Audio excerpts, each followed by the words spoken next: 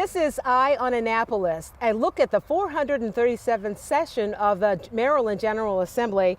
I'm City of Laurel Communications Director Audrey Barnes, and my guest today is State Senator Jim Rosapepe. He represents the 21st District, which includes Prince George's County and Anne Arundel County. Exactly. Thank you so much for being here today. My pleasure. I appreciate that. Now, we're here at the historic Laurel train station. This was the site of a very hard-fought battle in Laurel to keep the stop here open, and you were a big part of that. Well, this is a big deal. Trains have been stopping here since 1835. And 2 years ago, some developers in Howard County, together with the State Department of Transportation, raised the possibility of closing the Laurel train station. And so the community came together. There was a Save Our Stop group.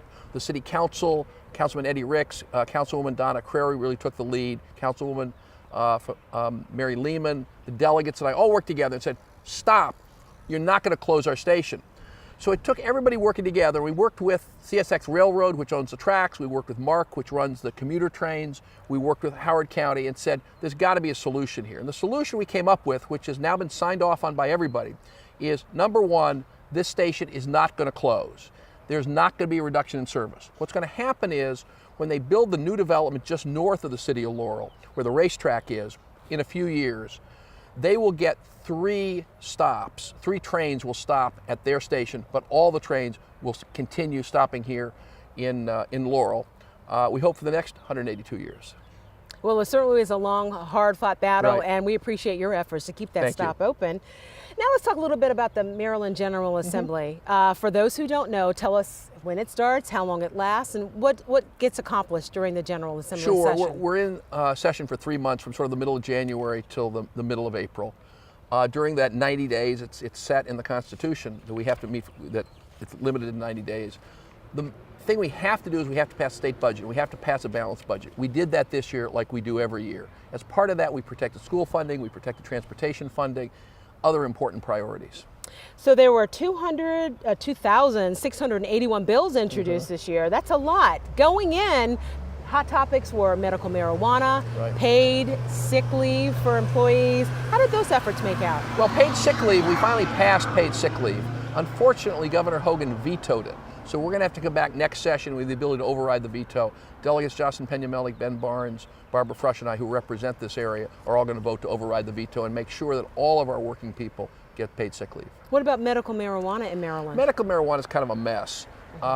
We authorized it several years ago. We set up a commission that didn't do a very good job. So everybody's mad at everybody is the best way to describe it. We tried to pass some legislation to straighten it out. We ended up ending the session without getting it passed. So it's tied up in court. My guess is next session we'll have to come back and try to unscramble the medical marijuana mess. What grade would you give the 21st District for representing people in Prince George's County and Anne Arundel County this session? Well, that's unfair. That's an unfair question. I can ask, can't I? Yeah, fair enough. I mean, I think we did well. I mean, the main thing we did was try to protect the people in our area from some of the craziness, frankly, going on at the federal level. They're talking about repealing the Affordable Care Act. They're talking about deregulating Wall Street. You remember 10 years ago when people were losing their homes, losing their retirement savings, losing their jobs because of what was going on Wall Street? Well, Congress passed the Dodd-Frank Wall Street Reform Act to clean up Wall Street, to protect Main Street. And now in Washington, they're talking about repealing that and unleashing the wolves of Wall Street. So one of the things we did was we set up a watchdog commission at the state level to say, look, we're going to keep an eye on what's going on. We're going to make sure our congressional delegation understands how that could affect Maryland, our homes, our retirement savings, and our jobs. And be prepared for next legislative session if they deregulate in a way they shouldn't Wall Street, and the things we can do at the state level to protect folks, for example, when they're getting mortgages. We're going to come back and pass some state laws to keep the protections for Marylanders. Okay. Senator Rosapepe, you were busy. You sponsored 19 bills this session, got 7 of them passed. What are you most proud of? Probably the one that was actually included in the governor's jobs bill is to promote apprenticeship pathways for young people to get the skills they need to earn middle-class jobs. You know, in our community we know about apprenticeships in the construction trades. Well, in other countries, including Canada, but also in Europe, you can do apprenticeships in healthcare, you can do apprenticeships in journalism, you can do apprenticeships in logistics, in hotel management, in healthcare, where you can earn while you're learning. Instead of the traditional way in the United States is go to school, go to school, go to school, take on debt, then look for a job. Not a great model. So my legislation, which the governor signed and we're promoting, will, starting this year, employers will be able to get a $1,000 tax credit for each apprentice they hire, meaning they're paying them while they're getting trained in their skills. So I think it's a great opportunity for businesses who are having trouble finding trained workers, and a great opportunity for young people particularly, but not just young people, working people who want to earn $20 an hour and not $8 an hour.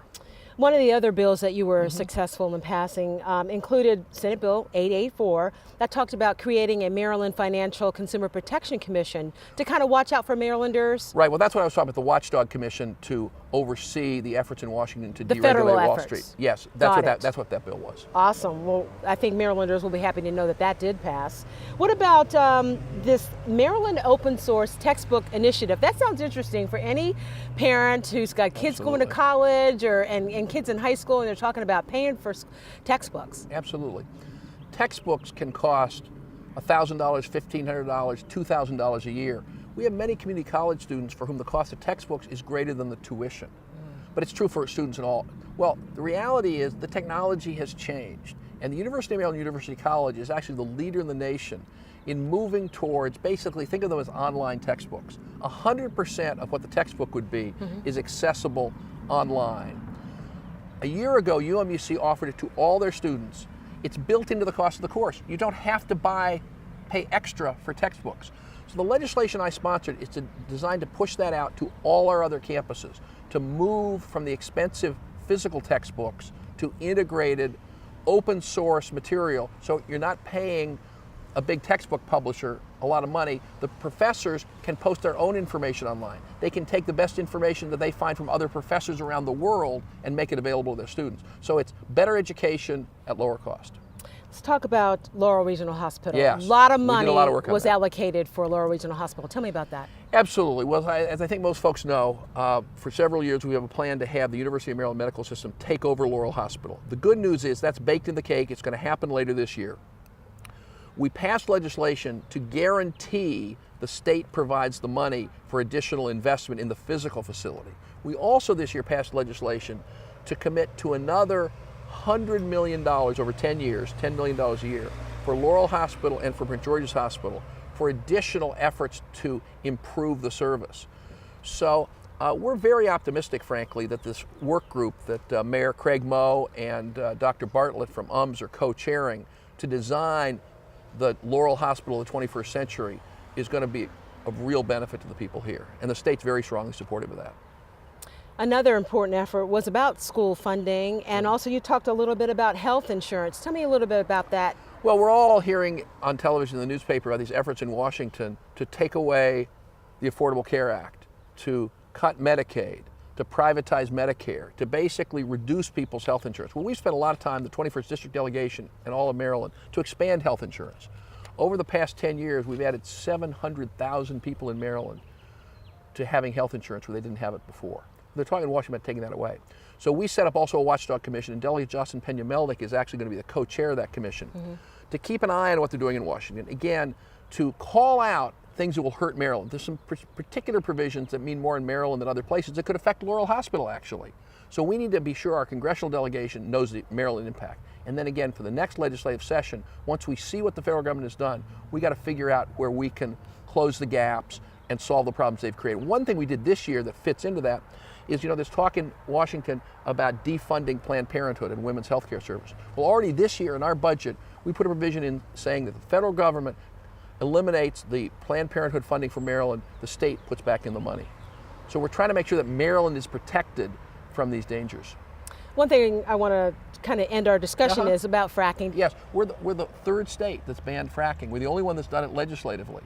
In Oklahoma, which didn't used to have earthquakes, with all this fracking they're doing, they're as earthquake prone now as California. We don't want that here in Laurel. We don't want that in College Park, Beltsville, or Anne Arundel County. So the state banned fracking. It's a big environmental step forward. Delegate Barbara Frush, who was a leader in that effort, she chairs the Environment Subcommittee. So we all work together on this. That's great. So what are your goals for the next session? I think for the next session, it'll really be based on what the federal government does. I mean, I think we got to be very serious about what they're doing in terms of deregulation of Wall Street, what they're doing in environmental protection. Another example. The president's budget would have zeroed out funding for cleaning up the Chesapeake Bay. Well, it's our bay. Yes. Maryland is the major state. So we got to see what happens at the federal level, and where they're dangerous to Maryland, we're going to have to come back and fix it. It's basically the best way to describe it. So we're being very vigilant on this and very focused on protecting Maryland. All right. Well, Senator Jim Rosapepe, thank you very much for being A here. It's pleasure. always great to talk to you, and it sounds like it was a very successful legislative session for the 21st District. Well, we did the best we could. Glad to hear it. Thank you. Well, that has been this edition of Eye on Annapolis. I'm Audrey Barnes. Thank you for watching.